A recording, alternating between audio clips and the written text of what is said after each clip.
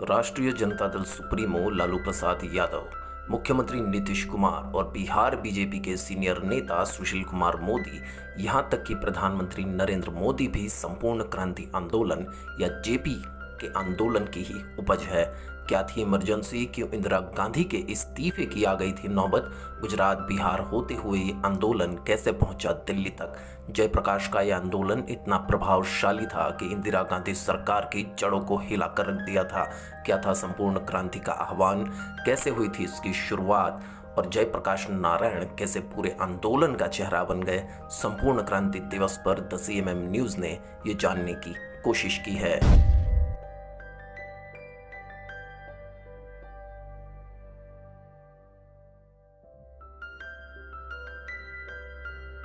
तो आज 5 जून यानी संपूर्ण क्रांति दिवस है। तो आइए जानते हैं इसके बारे में सब कुछ। तो आज़ादी के बाद भारत को कई उथल पुथल का सामना करना पड़ा।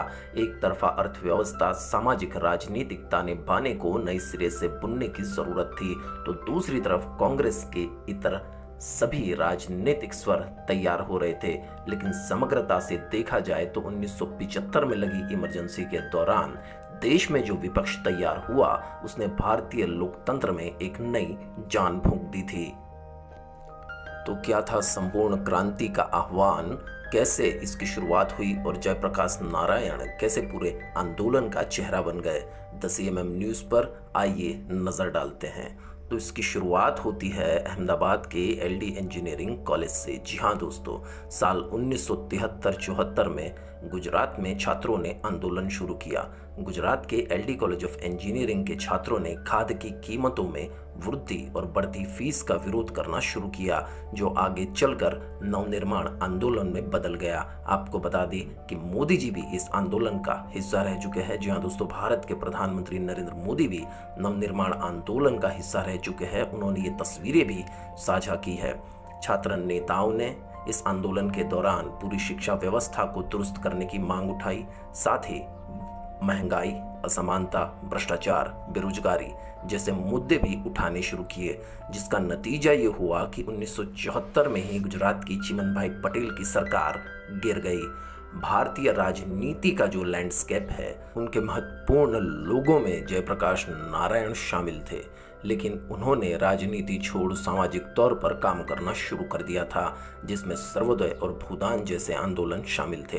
बात करें नारायण की, तो जयप्रकाश नारायण ने भारतीय राजनीति को ही बदल दिया था। लेकिन समस्या ये है कि हम उन्हें भूल गए हैं। भारत में लोकतांत्रिक व्यवहार को मजबूत होने में या उसको करने में नारायण का बहुत बड़ा योगदान था दोस्तों।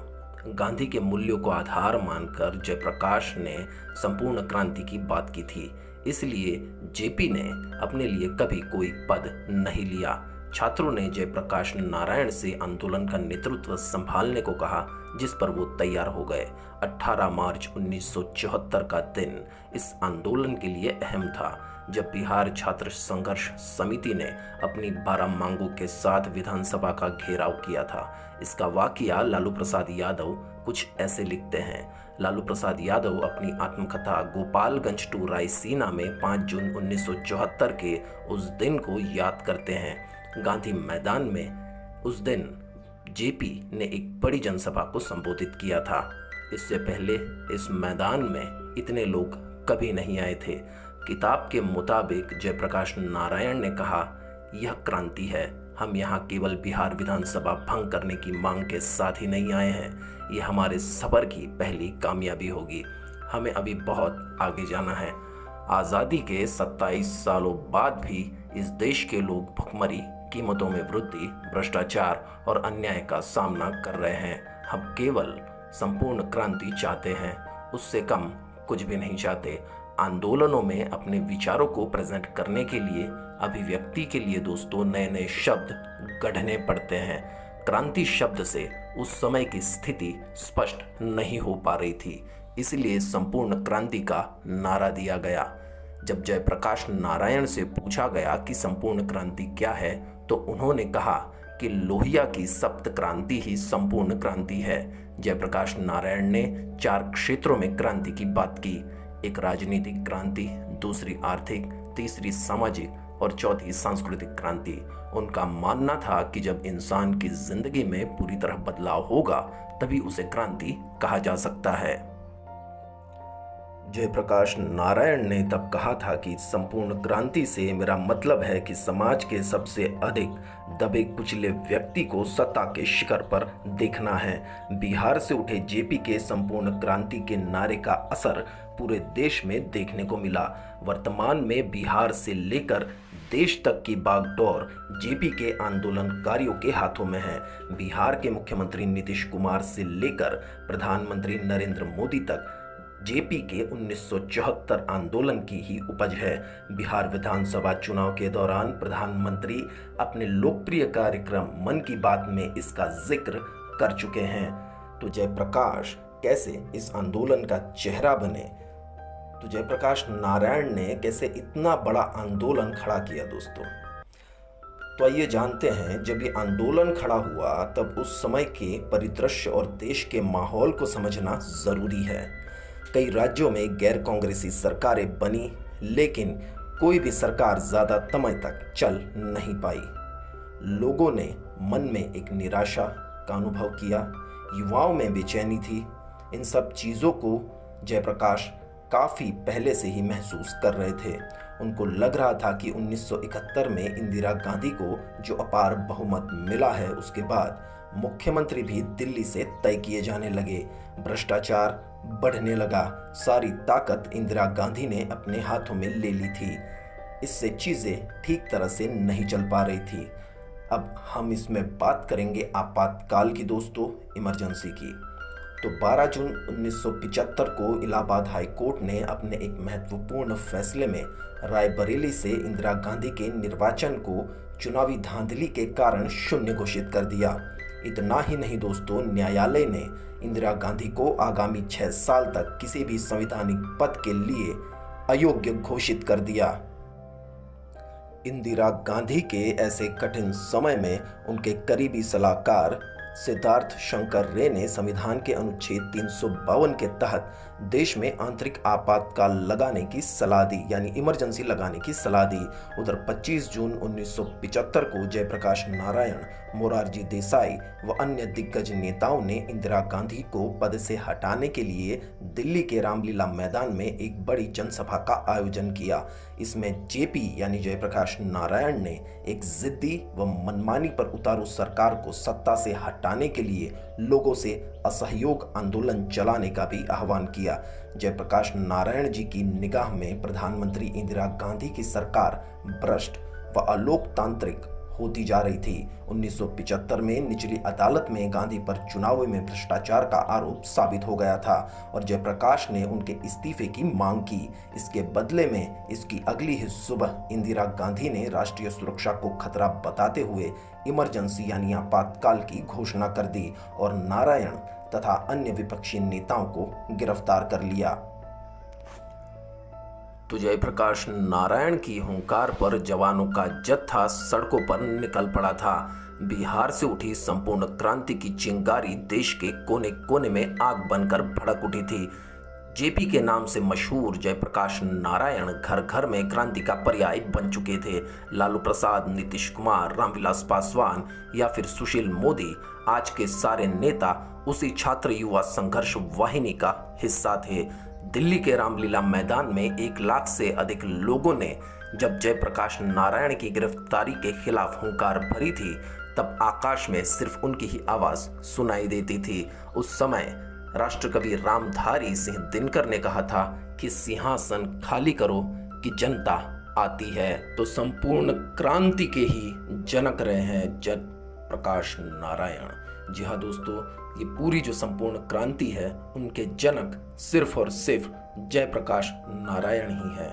तो दोस्तों, कहा जाता है ना कि अकेला चना क्या भाड़ फोड़ सकता है। यह सवाल हमेशा दिमाग में उठता है जब हम सरकारी सिस्टम की मार खाते हैं, लेकिन लोकतंत्र में ऐसे कई चने हुए जिन्होंने अकेले ही घड़े रूपी सरकार को तोड़ दिया। जयप्रकाश नारायण एक ऐसी ही शख्सियत थे। उन्होंने अपनी जिंदगी देश के नाम कर दी थी और अकेले दम पर तत्कालीन इंदिरा सरकार को दिन में तारे दिखला दिए थे। जनवरी 1977 में गांधी को महसूस हुआ कि इमरजेंसी हटा देनी चाहिए। उन्होंने पहले से ही पंगु हो चुकी लोकसभा को भंग कर दिया और चुनाव करने की घोषणा कर दी। तो नए चुनाव की घोषणा अब हो चुकी थी। तमाम राजनीतिक कैदियों को भी रिहा कर दिया गया और दुनिया का सबसे बड़ा लोकतांत्रिक देश यानी भारत फिर से चुनाव की तैयारियां करने लगा। इमरजेंसी लगाना गलत था, फिर भी वह देश को भरपाई न हो सके ऐसा नुकसान नहीं पहुंचा सकी। दोस्तों फिर से इस लाइन को सुन लीजिए, इमरजेंसी लगाना गलत तो था, फिर भी वह भारत देश को इतना नुकसान नहीं कर सकी जिसकी भरपाई कभी न की जा सके। आपातकाल में यानी कि इमरजेंसी में वैयक्तिक व राजनीतिक स्वतंत्रता बरकरार थी तथा किसी भी राजनीतिक प्रतिद्वंदियों को गोली से नहीं उड़ाया गया था। यहां तक कि सबसे डरावने 42वें संशोधन द्वारा भी सुप्रीम कोर्ट के अधिकार कम नहीं किए जा सके, ना ही चुनाव खत्म किए जा सके। बाद में जनता पार्टी सरकार के कार्यकाल में इस संशोधन को खत्म कर दिया गया। संक्षेप में ये कि इंदिरा गांधी व संजय गांधी द्वारा तानाशाही का जो खेल खेलने की कोशिश की गई, उसने भारतीय आमजन को आगाह कर दिया कि उनके जनतंत्र को कैसा खतरा उत्पन्न हो सकता है। 1977 के चुनावों में कांग्रेस को शर्मनाक हार का सामना करना पड़ा। इंदिरा गांधी व संजय गांधी दोनों ही चुनाव हार गए। लोकनायक जयप्रकाश नारायण के संपूर्ण क्रांति आंदोलन के चलते देश में पहली बार गैर कांग्रेसी सरकार बनी। इसके बाद भी जेपी का सपना पूरा नहीं हुआ। इस क्रांति का प्रभाव न केवल देश में बल्कि दुनिया के तमाम छोटे देशों पर भी पड़ा था। वर्ष 1977 में हुआ चुनाव ऐसा चुनाव था जिसमें नेता पीछे थे और जनता आगे थी। यह जेपी के करिश्माई नेतृत्व का ही असर था। लोगों को लगता था कि जेपी आजादी से जुड़े आदमी हैं, सत्ता की लालच नहीं रखते और उन्होंने सर्वोदय के लिए काम किया है। लोगों को उन पर भरोसा था। जेपी के जुड़ने के साथ ही आंदोलन जन आंदोलन में बदल गया था। जयप्रकाश मैग्सेसे पुरस्कार से भी सम्मानित हुए और भारत के स्वतंत्रता संग्राम में महत्वपूर्ण योगदान के लिए 1998 में लोकनायक जयप्रकाश नारायण को मरणोपरांत भारत सरकार ने देश के सर्वोच्च सम्मान भारत रत्न से नवाजा, सम्मानित किया। जेपी ने 8 अक्टूबर 1979 को पटना में अंतिम सांस ली। पटना के गांधी मैदान में जयप्रकाश नारायण ने तत्कालीन प्रधानमंत्री इंदिरा गांधी के खिलाफ 5 जून 1974 को संपूर्ण क्रांति का नारा दिया था। उसके बाद जो लपटें उठी उससे पूरे देश की सियासत में एक नए युग की शुरुआत हुई थी। इसलिए 5 जून को संपूर्ण क्रांति दिवस के रूप में मनाया जाता है।